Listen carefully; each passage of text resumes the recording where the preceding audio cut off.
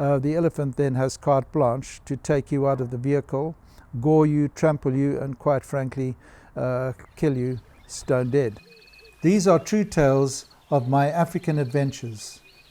May this inspire you, deter you, caution you, and above all, entertain you. Well, these are elephant stories. I must say I'm always apprehensive when driving in elephant country, especially when the elephants are on the road and you have to be stopped by them. And particularly when there's a large herd and the elephants are in front of you and behind you. And there's a good reason for this. Elephants kill a number of people, and even in our game parks, they kill hunters, they kill tourists, they kill guides, and they overturn cars on occasion. It's not a commonplace thing, but it does happen.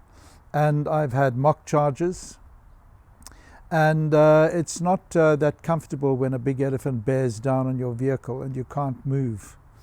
So eventually what I took to doing was, when I was in the Kruger Park, like the last time I took visitors from abroad, when I get in close proximity to elephants, I turn the vehicle around, if I can, which you can most times, point it in the direction facing away from the elephant and keep it in first gear with the engine running.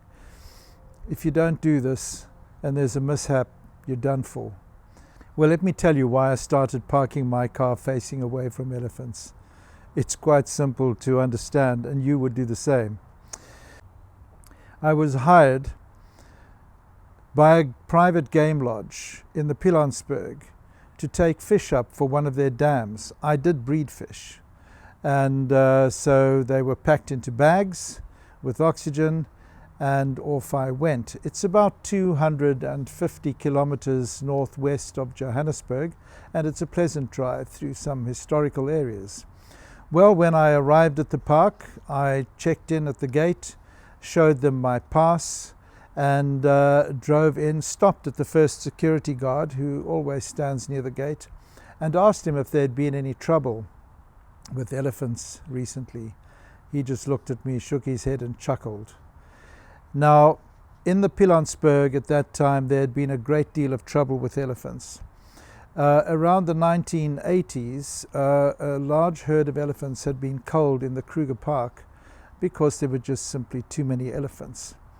And a lot of the young males, I don't know how many, were captured and translocated to the Pilansberg. Now, these elephants did not have the benefit of being disciplined and trained and taught any manners by the matriarch of the herd.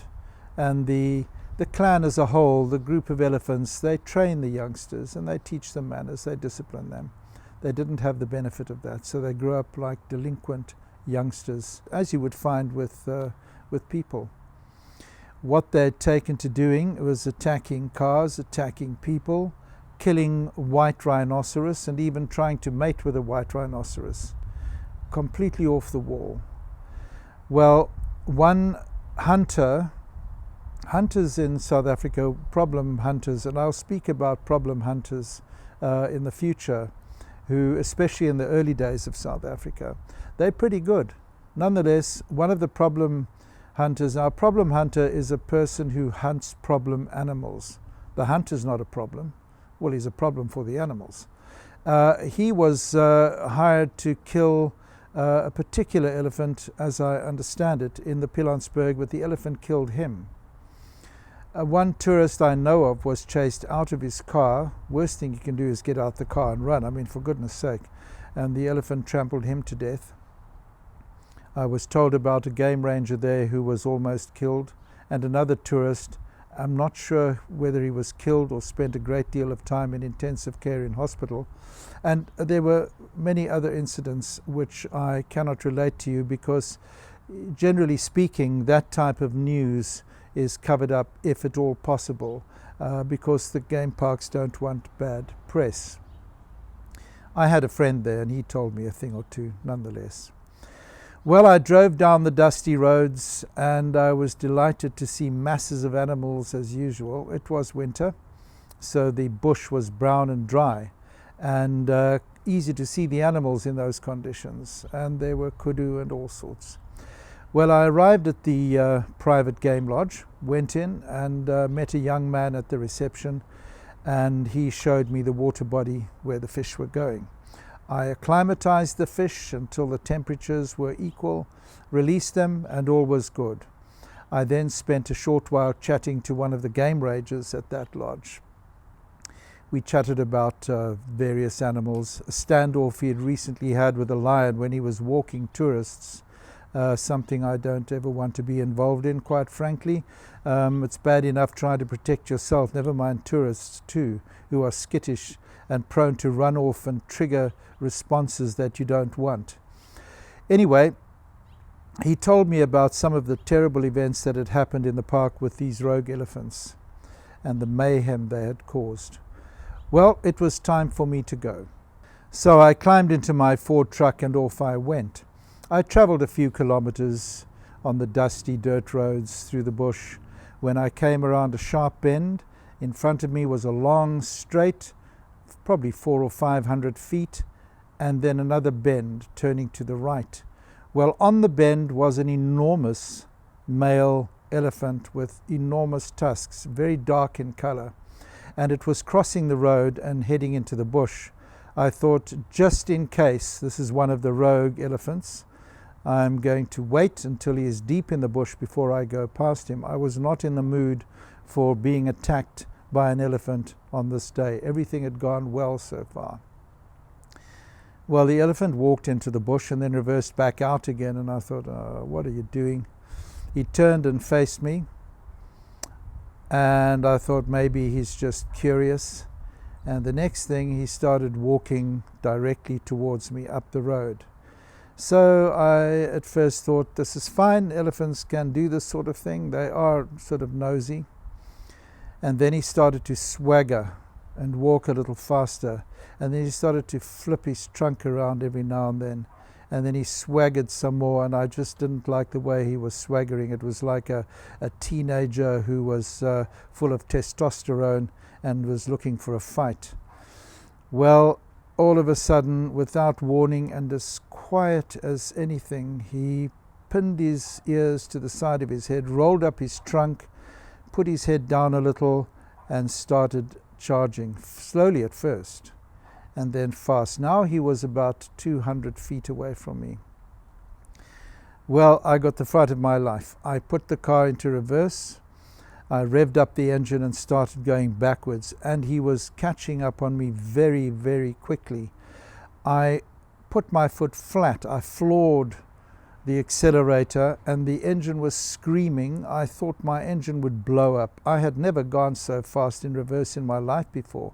This is not easy because you have to turn around, look behind you to make sure you don't collide with a tree, because if you collide with a tree, you stop dead. And apart from knocking yourself unconscious at that speed, the elephant then has carte blanche to take you out of the vehicle, gore you, trample you, and quite frankly, kill you stone dead. I was not in the mood for that. This was not working out. Anyway, I kept going at top speed. At one stage, when I looked forward, he stretched his trunk out and touched the bonnet. I don't know how fast he was going, and I don't know how fast that car goes in reverse. I should have checked one day, just didn't bother. He was touching the bonnet, which means he could grab me. He could stop the vehicle. But he didn't. He eventually slacked off and pulled his trunk backwards. I was so relieved. I had noticed through all of this chase that there was a vehicle behind me also reversing as fast as it could. And I didn't have much time to pay attention to it. The elephant then veered off the road to my left and walked about 100 feet. And stood with its left flank towards me, trunk hanging down dead still, head dead still, and with his beady eyes looking at me. And he never stopped staring at me. I thought perhaps he would recover in a while from this chase, because I guess they get tired too, and then do a second one, so I wasn't keen on sticking around. I, however, saw that the person in the vehicle behind me was a lady, so I wanted to see if she was okay. I reversed up to her and asked her how she was. She was cursing the elephant. She was the lady from the reception desk at the lodge, and she was saying, it is so dangerous to drive here at the moment with these elephants. It has been for some time, but she told me they are going to do something about it. I said she could drive ahead of me and I'll follow her, and she agreed, and off she went. I put my car into first and drove off. Well, the elephant never stirred, didn't move a muscle, and after a short space I turned and never looked back. Well, I can tell you I've been frightened a number of times in Africa with a number of creatures trying to kill me, but out of 10, that one was 10 out of 10.